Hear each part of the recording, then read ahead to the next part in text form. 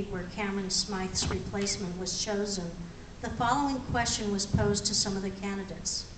If a city council candidate had in the past litigated against the city, would that act in and of itself disqualify them from serving as a city council member? What is your opinion relative to the issue raised in this question? Thank you, Sandra. That's a pretty complicated question. We certainly see litigation in all government agencies, and it's a tremendous cost to the taxpayers. I would say my tendency would be to not support someone that had litigated against the city, because I feel that our city is very open. I've really enjoyed meeting, I think, with 4 of the 5 council members on various occasions on issues like our bike trails, our open space. I found them very open and willing to resolve conflict. So I think that should always be our first line of defense.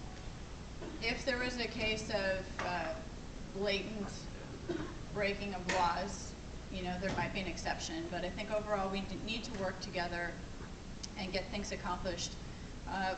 Some people may know a little bit of the press that went on with the water district was very controversial. And I really tried hard to change that. And I don't know that why we get the mentality that government is us versus them. It's really our government. We had issues with urban water management planning where we look at our regional water supplies. People said to me, well, there's not enough public comment time. It's being done so quick, it's being done behind the scenes.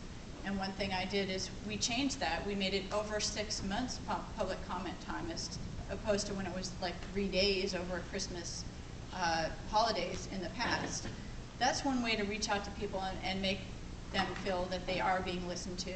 Another thing was the well owners. There was concern that the well owners were not being incorporated into our counting of our water supply, and that was somehow going to shortchange us. As I'm known to do, I just picked up the phone and called them and said, you know, what are your concerns? Who have you talked to? How can we resolve this? And we got them together with the water agencies, and they talked about their issues, and it was more detail than you care to hear about. But I think that's really how we need to work. This is, in many ways, still a small town. We generally all answer our emails and answer our phone calls. That's certainly what I would do. If anybody has an issue, we've talked about it in the hospital. I've talked to people on both sides. Henry Mayo, I've talked with their staff. I've talked with David Ghani on issues. Downtown Newhall, certainly I went to the charrettes, and I talked to the business owners.